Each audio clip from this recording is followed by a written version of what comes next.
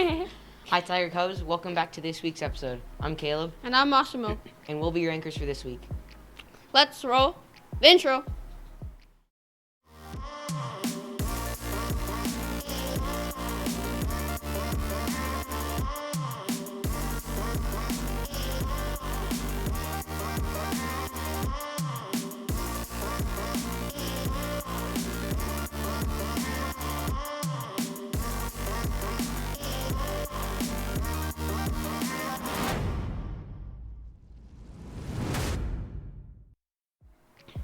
Before we start, just a few friendly reminders about when to take the COVID test you got in homeroom last week. You should have taken your first COVID test yesterday, but remember to take your second this Friday. Now to start off the show, we have some ASB announcements. Hi, I'm Rose. And I'm Silas. And together we're ASB Announcements!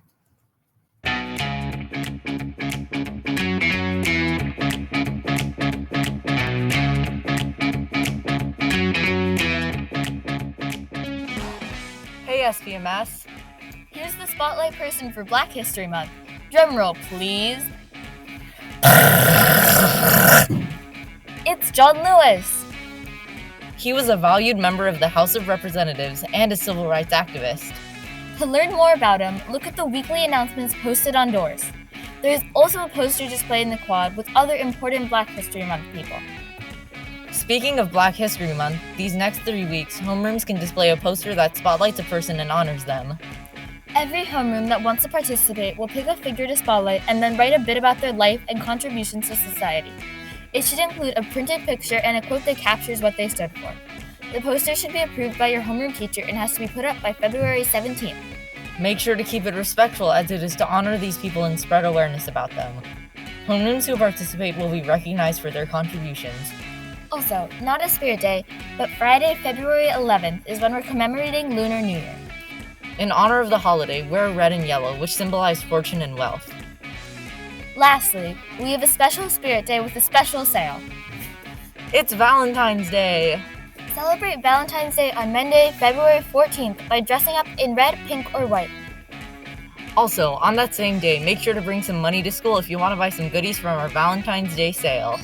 That's all for today. We better end this episode before we have a change of heart. Okay. Bye forever. That was great. Why do you keep pausing? I am. Yeah. I think you're hearing things. Moving on, in honor of Black History Month, the 7th graders have a segment for you about South Pasadena's uncomfortable history of being a sundown town. The city of South Pasadena has us full of awe.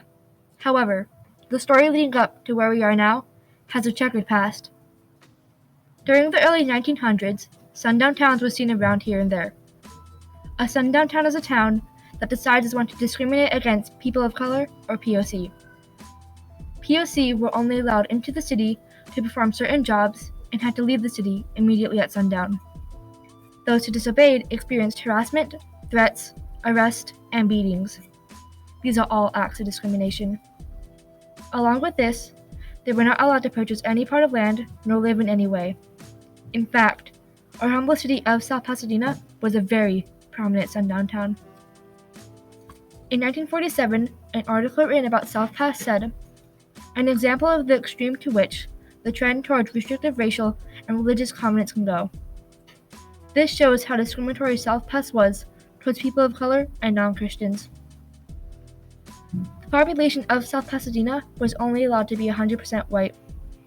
Frank Clough, the city manager in 1946, even said, "We do not have any Negroes, nor do we have any other non-Caucasian people in South Pasadena." When the sun hit the horizon, areas went off to alert POC that if they didn't leave the city by then, the police would get involved. Our city was founded in 1874. As we progressed, the city's economy was built up on the base of an ostrich farm founded by Edwin Caston in 1886. The city was raised on white supremacy. In 1911, an orphanage for kids of color was institutionally demolished. During the year 1957, a woman of color took a case of discrimination at a swimming pool to court. In 1908, a play was held entitled Blackface. It was about how people of color were stupid in the mind. In 1938, South Pasadena officers helped to round up Japanese Americans for the internment camp at the Santa Anita racetrack. These horror stories go on and on. But now, our city is quite diverse. Here is a sample poll of our class. This graph shows South Pasadena's middle school, period 4 broadcastism class. As you can see, 39% of our class is white, and the other 61% of people are POC.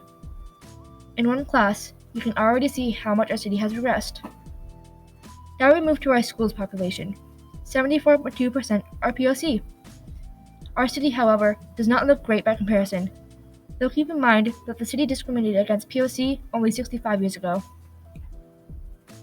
Luckily, South Pasadena has gotten more progressive than ever, and a variety of ethnicities has increased overwhelmingly. Our history has its share of racism, but we have learned that we can improve and hope that one day South Pasadena can address its racist past and advance even further into a welcoming community. Thanks, you guys. I'm glad we're a more diverse town now. Next up is Spots with Adelaide and Rev. Or as I like to call it, Radelaide. Stop! Hey Tiger Cubs, it's Adelaide and Rev. and welcome to this week's episode on Spots. This week we'll be reviewing a well-known South Pass spot, Fair Oaks Pharmacy. Fair Oaks Pharmacy is located at 1526 Mission Street, right on the corner of Fair Oaks. Located in the heart of South Pasadena, Fair Oaks Pharmacy has been a South Pass landmark since 1915. This attraction is also along the famous Route 66. Not only is Fair Oaks Pharmacy a compounding full-service pharmacy, but there's also a vintage soda fountain. My favorite thing about Fair Oaks Pharmacy is the range of treats.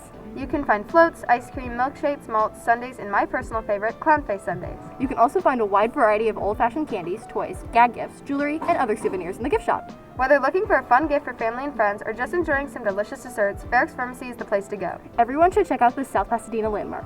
That's all for today, Tiger Cubs. See you next time on Spots. I could really go for a ice cream sundae. My gosh. Here's Michaela with Student Spotlight. Hello, Tiger Cubs. Welcome back to our interviews.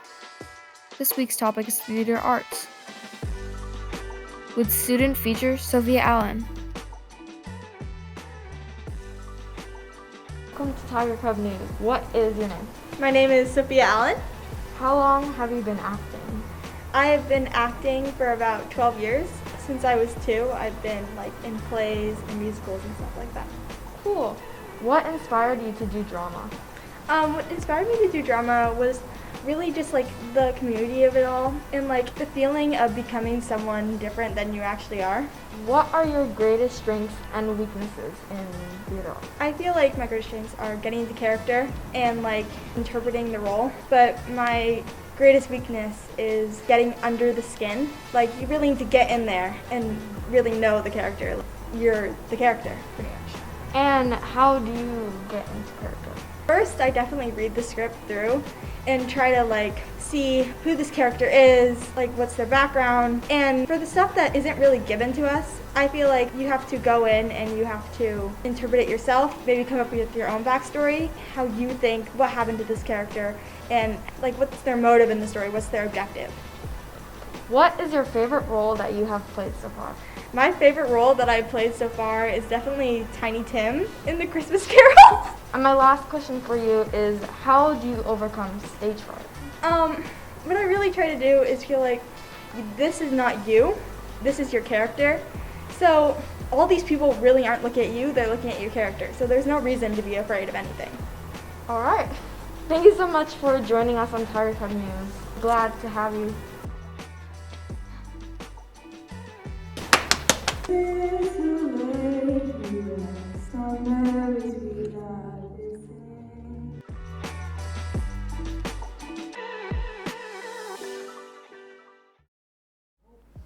Thanks, and thank you, Sophia, for joining us on this week's episode.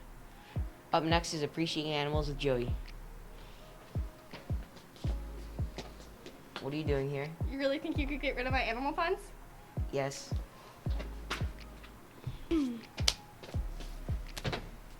I'm back! You never do actually go away, do you? Nope. Why should you never play basketball with a pig? Because it will hog the ball. Please leave. C-Rev, no one likes your joke. I do.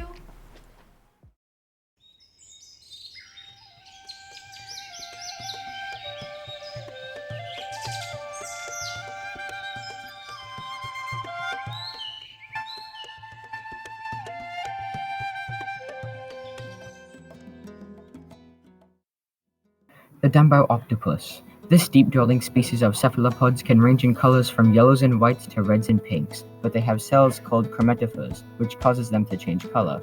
With their eel-like fins, they used to move above the ocean floor, eating snails and other small crustaceans.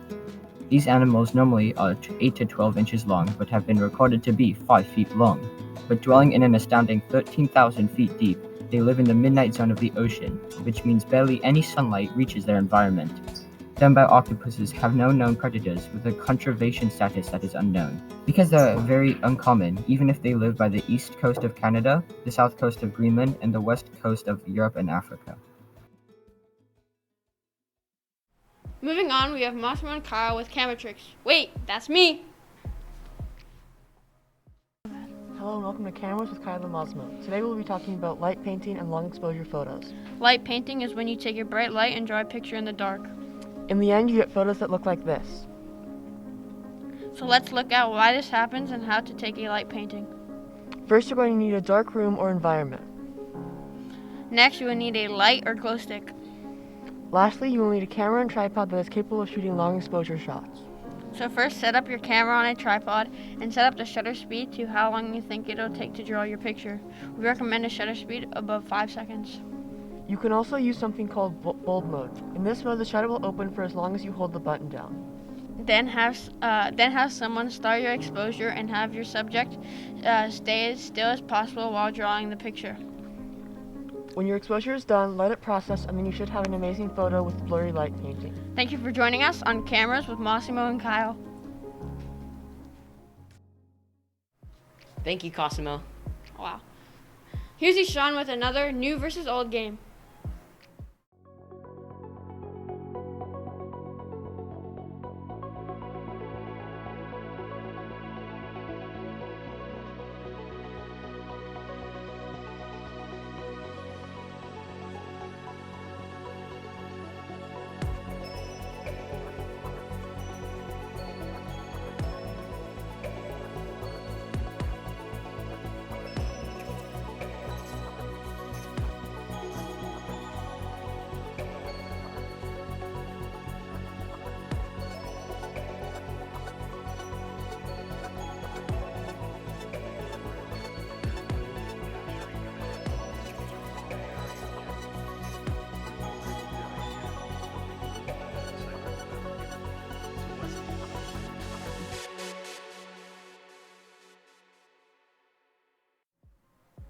Thanks, Ishan.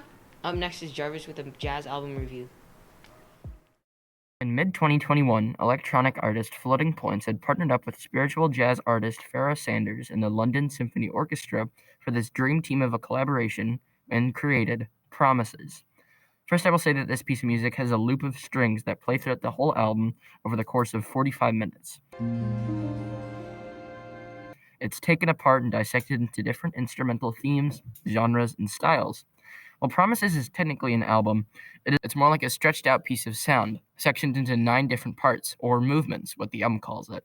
Movements 1 and 2 start out with this passionate saxophone verse, and in section 3 we are introduced to these lonely patterns of synths that will serve as a precursor to the latter half of Promises. Then, in movements 4 to 6, we will transition into an orchestral sound. Pianos start to play these solemn notes that build into this violin solo. In movements 7 and 8, start saying goodbye to this loop that at this point has become numbing. Now, the ending section of this album, movement 9, is this unsettling and eerie goodbye to the listener that throws a gigantic curveball right at the end. While Promises' progressions and evolutions could easily be condensed into a single song, when even the smallest changes are made and stretched out to this length, you garner a much deeper appreciation for the art. Promises is probably one of the most spiritual albums I've listened to, and I have much respect for what it manages to provoke. Thanks. Now we have our weekly news minute and weather with Kyle Kirchin. I am Kyle with the Weekly News Minute. In international news, tensions still run high in Eastern Europe with the NATO bolstering its forces along the eastern border of Ukraine to meet Vladimir Putin's abrupt massing of troops along the border. This has raised concerns for East European countries such as Slovenia, Latvia, and Belarus. The U.S. sent 1,000 troops to Romania to aid the other eastern countries if Russia does not invade them. In COVID news, there's been a significant decrease in deaths and hospitalizations, with the worst of the Omicron surge behind us, with only 8,000 cases statewide yesterday versus the 43,000 cases recorded on January 13th when the surge spiked. In gaming news, Sony bought Bungie, the creator of Destiny and Halo, in a $3.6 billion deal. This is Sony's attempt to keep up with Microsoft in its recent purchase of Activision Blizzard. This purchase, as Sony and Bungie both said, is a mutually beneficial deal, with Bungie getting the creative freedom that they have always relied on, and Sony adding more content to its already growing inventory of immersive and popular games. I'm Kyle, and this has been the Weekly News Minute. Hi, I'm Henry with this week's weather. The weather this week says that it's going to get warmer with a high of 83 degrees, while Phil the groundhog says otherwise. He hasn't seen his shadow, so there will be another 6 weeks of winter. There you have it, folks. Weather told from a groundhog. Lastly, to end off the show, we have pet profiles with Mochi.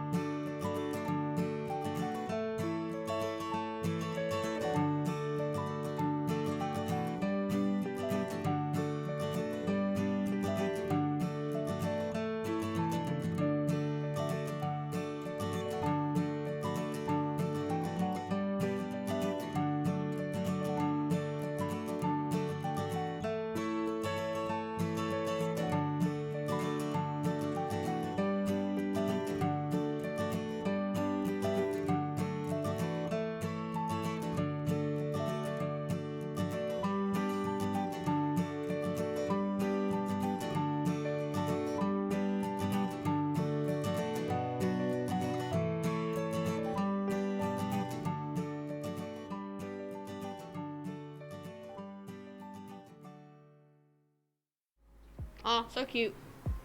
That's all for this week's episode. See you next time on Tire Cub News. Peace. What up, vlog? No, Moss move. Oh my god, way too much.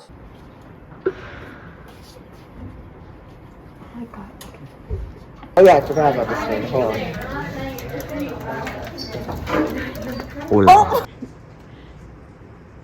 Thanks, and thank you for... Bloopers! This is painful.